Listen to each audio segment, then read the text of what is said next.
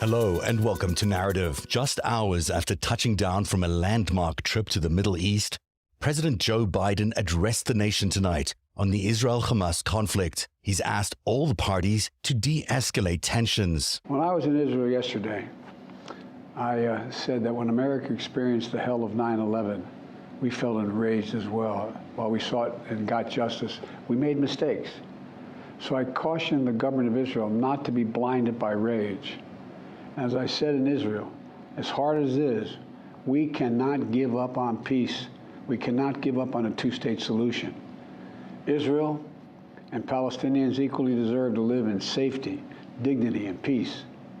Biden also urged Americans to combat anti-Semitism and Islamophobia. You know, and here at home, we have to be honest with ourselves. On October 7th, terror attacks have triggered deep scars and terrible memories in the Jewish community. Today, Jewish families worried about being targeted in school, wearing symbols of their faith walking down the street, or going out about their daily lives. You know, I know many of you in the Muslim American community, the Arab American community, the Palestinian American community, and so many others are outraged and heartened, saying to yourselves, here we go again with Islamophobia and distrust we saw after 9/11. Just last week, a mother was brutally stabbed. A little boy, here in the United States, a little boy who just turned 6 years old was murdered in their home outside of Chicago. His name was Wadiha, a proud American, a proud Palestinian American family. We can't stand by and stand silent when this happens. We must, without equivocation, denounce anti-Semitism. We must also, without equivocation, denounce Islamophobia. Biden also had a blunt assessment of how Russia is doing in its war on Ukraine. The president also urged the House to pass the allocation of $100 billion he's requested for weapons to Israel and Ukraine. I'm asking Congress to make sure we can continue to send Ukraine the weapons they need to defend themselves and their country without interruption, so Ukraine can stop Putin's brutality in Ukraine. They are succeeding.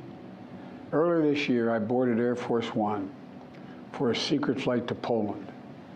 There I boarded a train with blacked out windows for a 10-hour ride each way to Kyiv, to stand with the people of Ukraine ahead of the one-year anniversary of their brave fight against Putin. I'm told I was the first American to enter a war zone not controlled by the United States military since President Lincoln. With me was just a small group of security personnel and a few advisors. But when I exited that train and met President Zelensky, I didn't feel alone. I was bringing with me the idea of America, the promise of America. On his return flight from Israel, Biden told reporters that Pentagon officials were working with IDF leaders looking for alternatives to an all-out ground war. But at this hour, that war appears to be inching closer to reality. Former Israeli Prime Minister Ehud Barak warned a ground assault has received a green light. This echoes remarks by current Defense Minister Yoav Gallant, who told troops at the Gaza border to be ready for an invasion. Before leaving Tel Aviv, Biden convinced Egypt to open the Rafah border crossing and allow 20 trucks of aid into Gaza. That'll happen as soon as tomorrow morning. But that aid is described as only being a drop in the bucket. Biden's speech offered solidarity to Israel, but urged de-escalation as the conflict impacts American lives. The speech comes as President Biden balances multiple crises at home and abroad, and it's why we have a very special guest tonight. Rick Petri is an international investment banker and former corporate lawyer with a strong background in foreign relations. He's the son of a U.S. career diplomat. He was raised around the world, and he took a first-class degree in politics, philosophy, and economics as an undergraduate at Oxford, and he later graduated from Harvard Law School, where he was an editor of the Harvard Law Review. Not a slouch at all, Mr. Petri. He lives in both New York and Istanbul, and as co-founder of the Global Power Partners LLC, a boutique investment banking firm specializing in renewable energy, he advises major corporations in Europe and the Middle East. As well, he's a member of the Council on Foreign Relations in New York. Rick, it's great to see you, and thank you for joining us. And also, Rick is a must-follow on Twitter. If you don't follow him, you're missing out on a lot of excellent news and information. How are you, Rick? I'm well, Zev. It's nice to see you again. Likewise, been a while. We just heard President Biden's very impassioned plea to the parties involved to de-escalate tensions in the region. Do you think, as we sit here tonight, that the United States can succeed in de-escalating those tensions? Obviously, the atmosphere is very charged. We're still early in the sort of emotional, moral shock of what happened in Israel starting on October 7th. And human nature being what it is, I think the reality is that while it's fine and proper to say what he has said about de-escalating and urging Israelis not to make some of the same mistakes that Americans made in the immediate aftermath of 9/11, where we were certainly suffering under a similar degree of shock and outrage.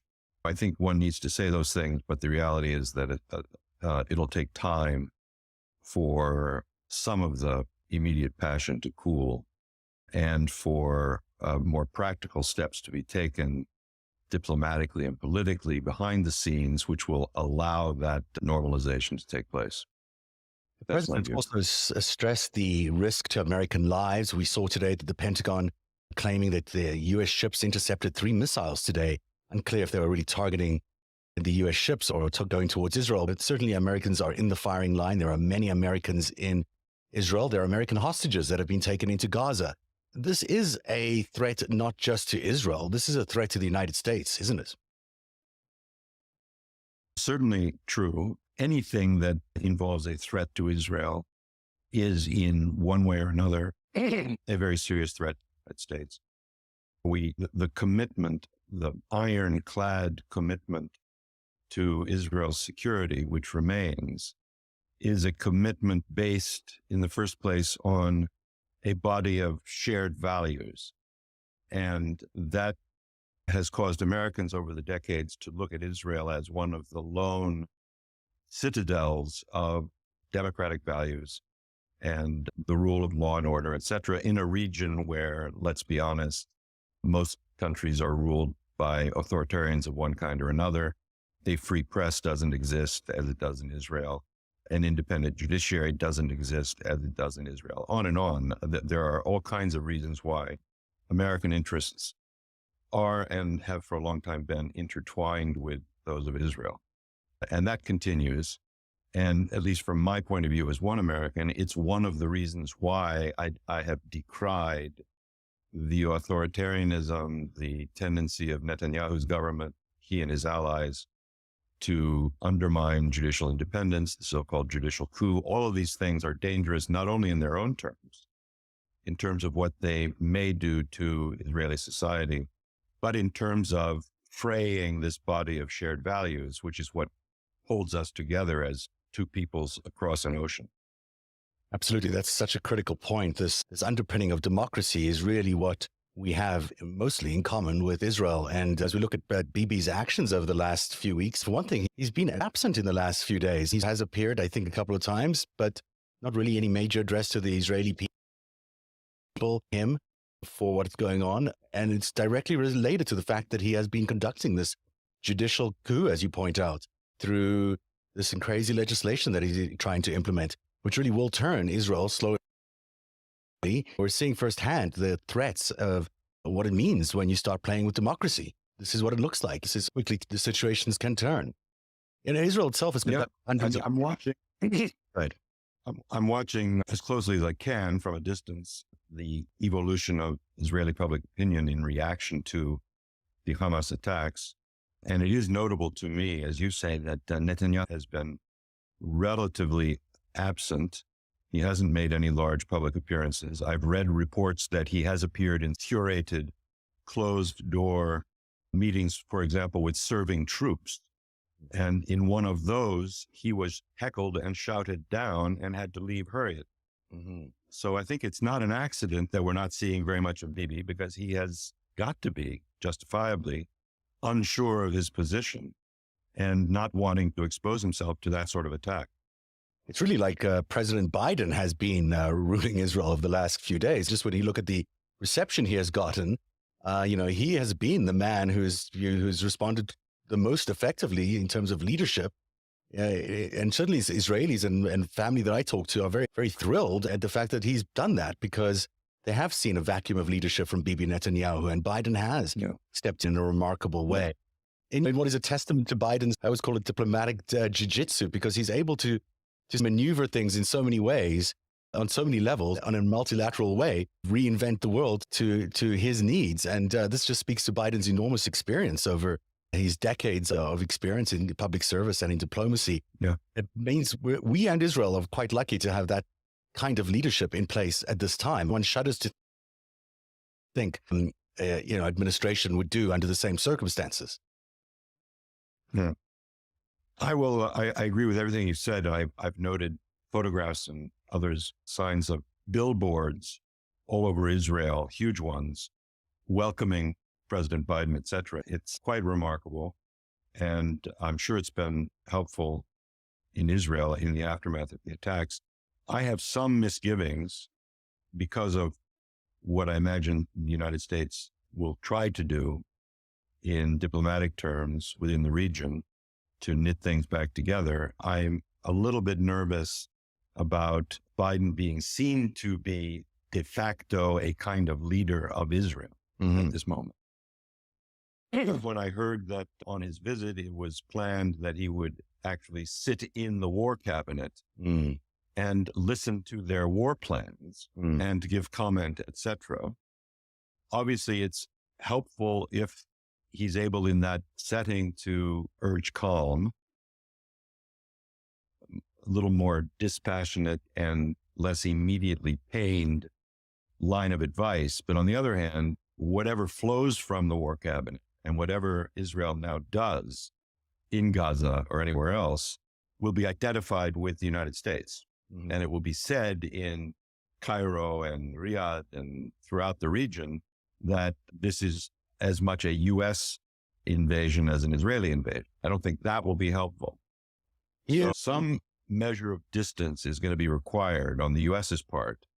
And he's walking a very fine tightrope. I admire very much what Secretary Blinken, others in the team have been doing. I think they've done as fine a job as anybody could do. But let's all be honest, this is one hell of a bad situation.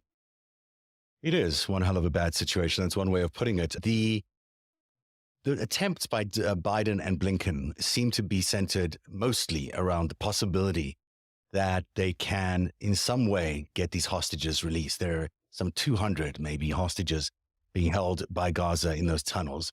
The thinking amongst the State Department officials is that if they can succeed in getting the hostages released or exchanged, then the whole war could be called off. Is that your assessment of what might happen if a diplomacy track were to work? What it would look like? Possibly. There are those, Tom Friedman is one who has published calling for sort of a sequenced or phased approach to this, holding off the invasion, attempting the rescue of the hostages, if not by diplomacy, then by unconventional warfare methods. The Israelis are probably as good or better than most other militaries in the world at secret operations. But something that is more akin to the surgeon's scalpel than a blunderbuss or the proverbial elephant crashing around in a china shop maybe what's called for here. We'll have to see. I'm certainly not in a position to make the kinds of close calls that they're going to have to make. But I'm pleased to see that for weather or other reasons, the invasion hasn't yet happened. And I'm hoping that there may be some developments that will enable us to avoid that, at least initially. I think that's quite true from reading in the latest assessments. It seems that they're holding off. We did hear from Israel's defense minister, Yoav Gallant, today. He addressed troops saying, "You now see Gaza from afar. Soon you will see it from the inside. The order will come." We've heard similar mentions by former Prime Minister Ehud Barak, who said the green light has been given for a ground war. We've even heard from the economic minister who said that their priority will be to eliminate Hamas if there is a ground war, not to rescue the hostages. That'll be a secondary priority, which I thought was interesting in terms of tactics, or to mean military strategy. But they're ready to go. Certainly that's what they're signaling to Israel and to the troops. The economic minister who said that their priority will be to eliminate Hamas if there is a ground war, not to rescue the hostages. That'll be a secondary priority, which I thought was interesting in terms of tactics, but or to meet military strategy. But it is, they're ready to go. Certainly, that's what they're signaling to Israel and to the troops. That doesn't necessarily mean it's coming. It just means that they're signaling that to the world, and that they're mentioning that to make sure that Hamas and all the other players in the region are aware that they are fully ready to pour in 300,000 troops if they need to. It doesn't mean that they will. No, exactly. And I think you're right to note that there's obviously a significant domestic PR strategy being executed, which is different than a military strategy. And they need to be seen by the Israeli people to be poised, forceful, especially, let's remember, coming from an administration that is an Israeli administration, which I think anybody would have to say was caught napping.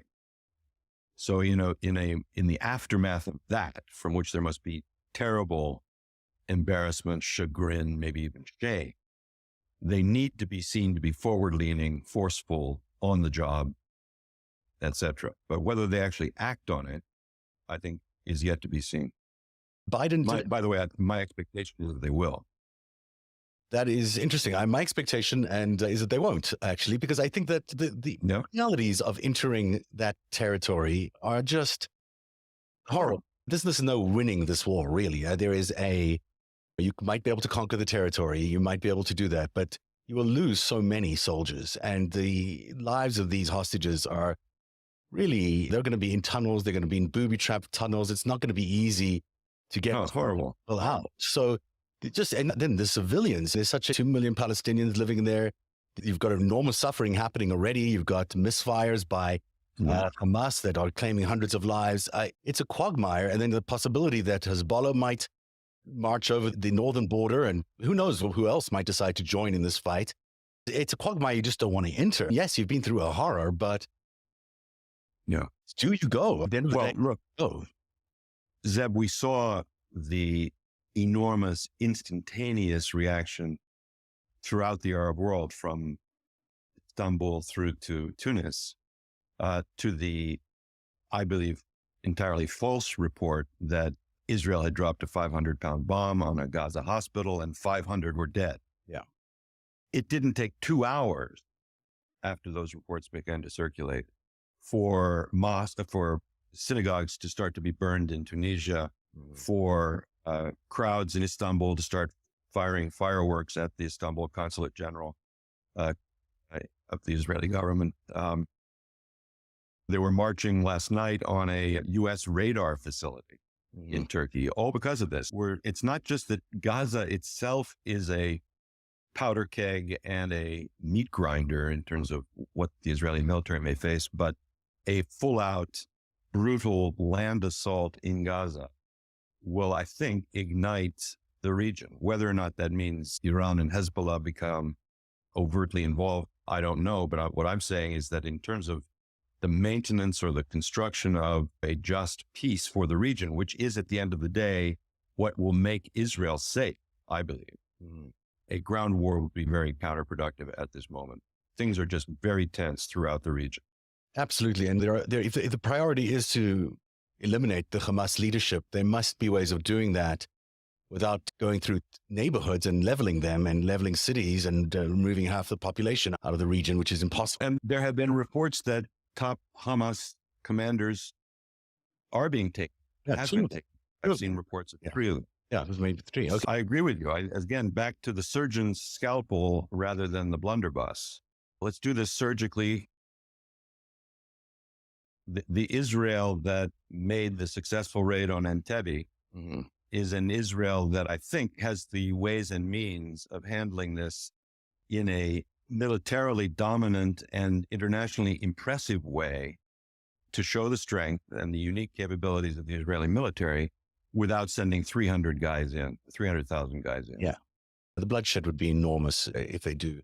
We heard surprising echoes of de-escalation from Mohammed bin Salman today. That was reassuring to many people. He was talking to the UN Secretary General, Antonio Guterres, and also the British Prime Minister today, and he's also encouraging de-escalation. Now, that is not surprising because he is quite in bed with the situation in terms of the fact that he needs and would like the Abraham Accord signed that the United States is brokering between Israel and Saudi Arabia.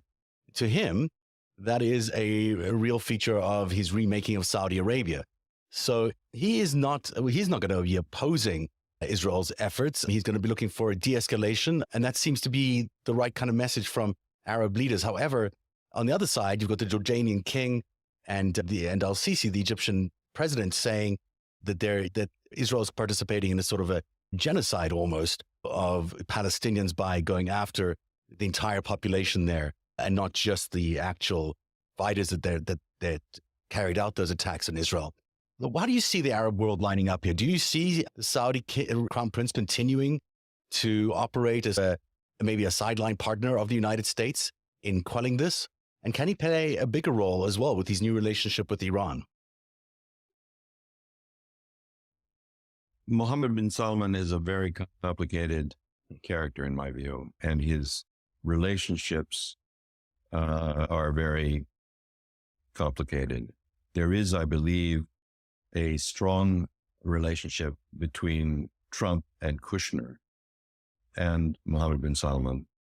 There is a deep antipathy on the part of MBS for Biden personally, I believe, which goes back to Biden as a candidate having spoken about Mohammed bin Salman as a pariah because of Khashoggi assassination. I'm told by very well-connected Saudis, whom I know well, and it's a place where I have done and do business, that it's a deeply personal, almost a vendetta, which we see also in the manipulation of the oil price in an attempt to hinder the re-election of President Biden.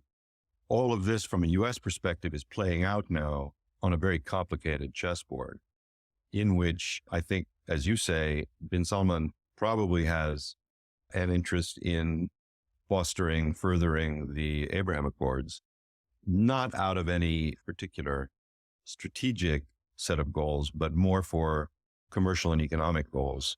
There's been a lot of activity under the cover of the Abraham Accords between Israeli tech entrepreneurs and others coming into both the Kingdom of Saudi Arabia and the UAE. Mohammed bin Salman has grand projects, at least has made great publicity about some supposedly grand projects at Neom, for example, a so-called tech city in the northeastern part of the kingdom. If there is Israeli involvement there, he would love to see that progressed. So on the one hand, yes, I think he has an interest in at least not blowing up the momentum which has already been created under the cover of the Abraham Accords. But on the other hand, I think it's naive not to credit him with an undue amount of authority or ability to sway the situation domestically. There is a true body of public opinion in the Kingdom of Saudi Arabia, which, while it may not be expressed freely in the front pages of newspapers, etc., weighs on and helps to shape the policy of the government. And the initial reactions of Mohammed bin Salman to the October 7th events, I think, were a true, reliable reflection of where those pressures are tending, and they continue to tend that way. I think there's very strong affinity with or alignment with the cause of the Palestinian people. This is nothing new. It obviously goes back generations, and it is not going away, and it's something that's going to have to be dealt with. And I think he knows it. All of the rulers in the region know it. When you talk about Mohammed bin Salman and Trump, then feel it, you're right. And you go back to 2016 and you look at that, the foreign players that lined up to back Donald Trump as a candidate for president, whether they did so legally or illegally is questionable. But the players there were Bibi Netanyahu, MBS, the UAE Crown Prince, MBZ, Russia, or probably China as well, Egypt. These are all countries that sought Trump as president, and one would argue could have maybe helped install him. I would say they did, especially with the operations of Psy Group and the like. So MBS is very much in the Trump world. Netanyahu is very much in the Trump world, certainly with his funding originally from Adelson, the same funding that brought about Donald Trump and the 2016 GOP win. We're talking here about a very small group of people and a small concentration of wealth, and yet they don't seem to be behind Donald Trump at the moment. As I say, because in part they are influenced by or subject to pressures from their own domestic constituencies. MBS still has to respond to and garner the support of a number of constituencies domestically. And I don't think he's fully achieved that in terms of what's going on with the Palestinians. I think he still has to answer to that and respond to that. It seems to me that when he and Jared were enjoying those late night talks in 2017, they're staying up way too late, doing God knows what. But one of the things they were doing was redesigning the world or redesigning the Middle East. And it seems that in their attempts to redesign the Middle East, they thought they could just buy out the Palestinian leadership, that there would be a way for them to just provide them with fancy cars or fancy neighborhoods or who knows what, and get them to side with these Abraham Accords. And in fact, what they landed up doing was it created a real tension in the Middle East. Ultimately, the Gaza leaders, the Hamas leaders were ignored and in this whole process. And so you could argue that the reason that Hamas even launched this attack is because of that. It's because of the Abraham Accords and because of the fact that they were left on the sidelines by Jared Kushner, who subsequently got a $2 billion deal payoff from MBS. There's a real strong, direct line between those two things. I would agree. And we could talk separately about the $2 billion, et cetera, but it has to have been the case that the Hamas leadership saw the normalization of relations between Saudi Arabia and Israel impending. It was close to happening. MBS himself had made statements to that effect, that it was progressing and was nearing conclusion. And they had to have felt, whether the exact timing of what they did when they did it related to that, but they have to have felt that they were being excluded and ignored, as they have been historically. That's really nothing particularly new.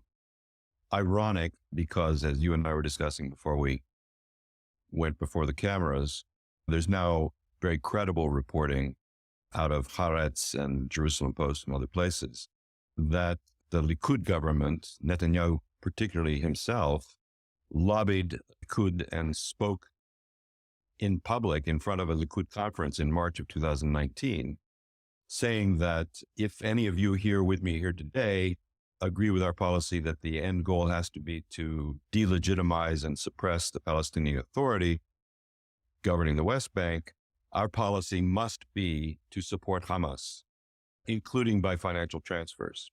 This has been reported in Haaretz. They've quoted the exact words in March of 2019. For Hamas to have felt that that relationship had run its road, had come to the end, and that they were being excluded, must have been a pretty dire signal from their point of view. Absolutely. Let me ask you, with your experience in energy, there is no doubt that a protracted war in the Middle East can impact oil prices and production in the region. Do you think that there is a risk to the immediate outlook in the United States, economic-wise, but also looking at the elections next year, if oil prices do start to climb out of control? The short answer to the last part of your question, would it impact the presidential elections if there were a dramatic spike in oil prices, is certainly yes.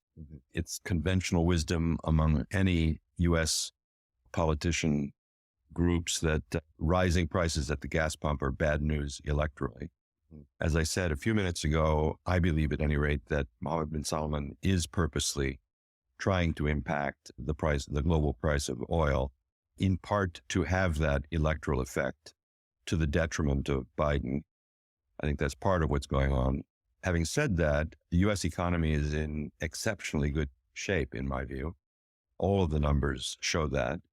And we're now producing oil on our own domestically at a rate and at levels that haven't been seen for 20 or 30 years. So I think we would be, absent some really huge oil shock of the 1970s type, we're going to be pretty much insulated this time. I don't worry about it greatly. That's encouraging to hear amidst all this dark news. So you said earlier that you think that they might go in to do the ground invasion. Do you think that Biden's very forward-leaning approach by flying into Israel and having these negotiations, having these talks, addressing the war cabinet and meeting all those first responders, do you think it's changed the tone of where this is going? Because it certainly felt to me like we were on the path to immediate retribution, no matter what, complete destruction of Hamas, no matter what. It seems that public opinion has tamped that down a little bit, and that his visit was really incredibly successful. And especially considering he's got so much else to deal with right now, it's quite a remarkable show of force and power to the world at a time when the opposite numbers in China and Russia are trying to do the same thing, but not doing it as successfully. Well, how well is Biden doing here in terms of, or how poorly, if that's your assessment, in terms of re-emerging the United States as the dominant power in the world? My view is he's doing very well, certainly better than any other U.S. politician visible on our political scene could have done.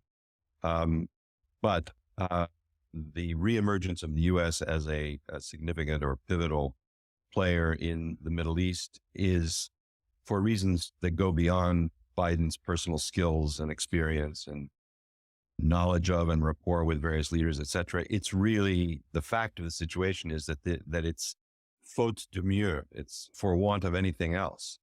If you take the U.S. out of the equation, who else is going to come in and be able to run shuttle diplomacy as Tony Blinken did for 48 hours among all those capitals? I don't see Lavrov being able to do that. Well, certainly China. I don't see the Chinese foreign minister able to do that. But they can't. They can't. They might think they can. Certainly they try to do that. Maybe someday. But at this moment of crisis, the only country that could do so is the United States. And all the players, by their actions, are recognizing that. And I think that's... I think there was my expectation. First of all, I was not entirely happy that Biden planned to go for the reason I said earlier, that I was worried that his seance with the war cabinet, et cetera, would too closely identify us with some brutal operation that might ensue as he was wheels up from the airport. And I thought that might be very bad for us internationally and might undermine our ability to play a peacekeeping role in the aftermath of that. But I think that the plan for that visit included more than gestures of support for Israel in a troubled time, sympathy, et cetera. I think that there was a very active system of behind-the-scenes diplomacy going on. And the cancellation of the Amman meetings scuppered at least part of that. And I think that clearly happened as a result of public pressures and the sort of uprisings that we saw in the streets all over the region. They just weren't able, the King of Jordan and Abdullah Sisi was just not able to carry that forward. They would have been persona non grata in their own capitals when they got back from them.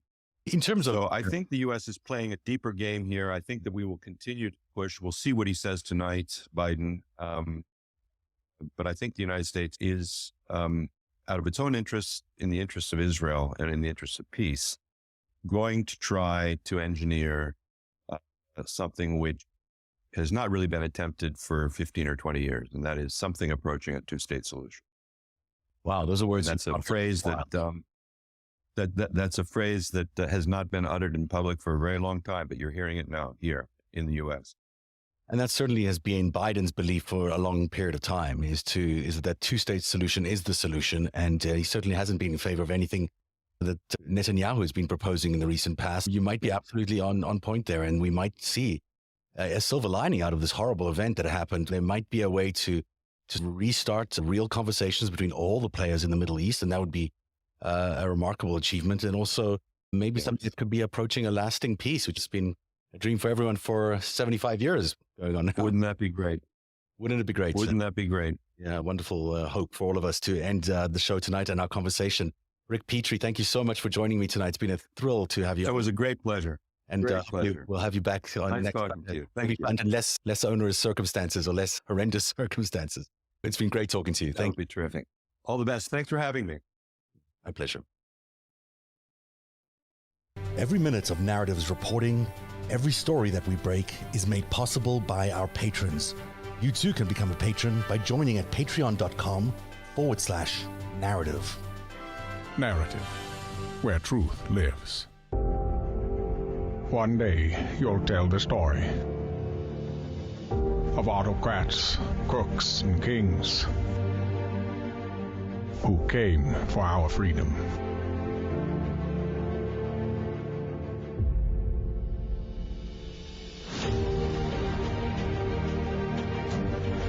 A story of citizens who stood up to tyranny and won.